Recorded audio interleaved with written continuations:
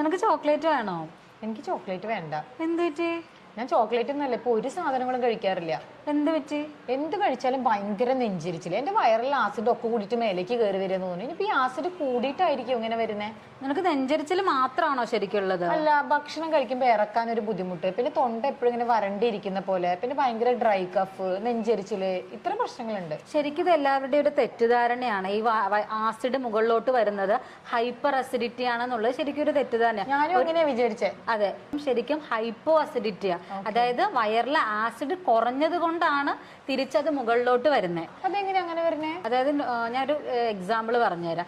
നമ്മുടെ ആമാശയം, ഈ ആമാശയത്തിന്റെ മുകൾ ഭാഗത്തും താഴ്ഭാഗത്തും ശരിക്കും നമുക്കൊരു വാൾവ് ഉണ്ട്.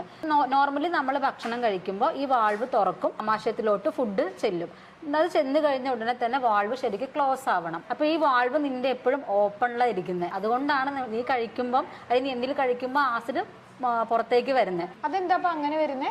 ശരിക്കും നമ്മുടെ ആമാശയത്തിൽ മതിയായ അളവിൽ ആസിഡ് ഇല്ലെങ്കിൽ എപ്പോഴും ഈ വാൾവ് നമുക്ക് ഓപ്പൺ ആയിട്ടുണ്ടാവും. അതായത് നമുക്ക് മതിയായ അളവിൽ ആസിഡ് ഉണ്ടെങ്കിൽ മാത്രമേ നമ്മുടെ ആ ഫുഡ് വാൾവ് എന്ന് പറയുന്ന സാധനം കറക്റ്റ് ആയിട്ട് അടഞ്ഞു നിൽക്കുകയുള്ളൂ. അപ്പൊ മതിയായ അളവിൽ ആസിഡ് ഇല്ലെങ്കിൽ ഈ വാൾവ് എപ്പോഴും ഓപ്പൺ ആയിട്ടുണ്ടാവും. അപ്പൊ നമ്മൾ എന്തെങ്കിലും കഴിക്കുമ്പോഴേക്കും ബാക്കോട്ട് നമ്മുടെ ആസിഡ് മുകളിലോട്ട് വരും. നമ്മുടെ വയറിൽ വളരെ വീര്യം കൂടിയിട്ടുള്ള ആസിഡാണ്. അപ്പൊ അതുകൊണ്ട് തന്നെ നമുക്ക് ഭയങ്കരമായിട്ട് നെഞ്ചരിച്ചല്, പുളിച്ചതകട്ടല്, അതുപോലെ തന്നെ നമുക്ക് ഭക്ഷണം കഴിക്കുമ്പോൾ ഇങ്ങനെ ഇറങ്ങാനായി മീൻസ് വിഴുങ്ങാനായിട്ടുള്ള ഒരു ബുദ്ധിമുട്ട്, അതുപോലെ തന്നെ നമുക്ക് തൊണ്ടയിൽ ഭയങ്കര സോർ ത്രോട്ട്, അങ്ങനെയുള്ള ബുദ്ധിമുട്ടുകൾ ഒക്കെ ഉണ്ടാവും. അത് ശരിക്കും നിന്റെ വയറിൽ ആസിഡ് കൂടിയതല്ല, അതായത് ഹൈപ്പർ അസിഡിറ്റി അല്ല, അത് ശരിക്കും ഹൈപ്പോ അസിഡിറ്റി ആണ്. അതായത് നിന്റെ വയറിലെ ആസിഡ് ശരിക്കും നിനക്ക് കുറവാണ്.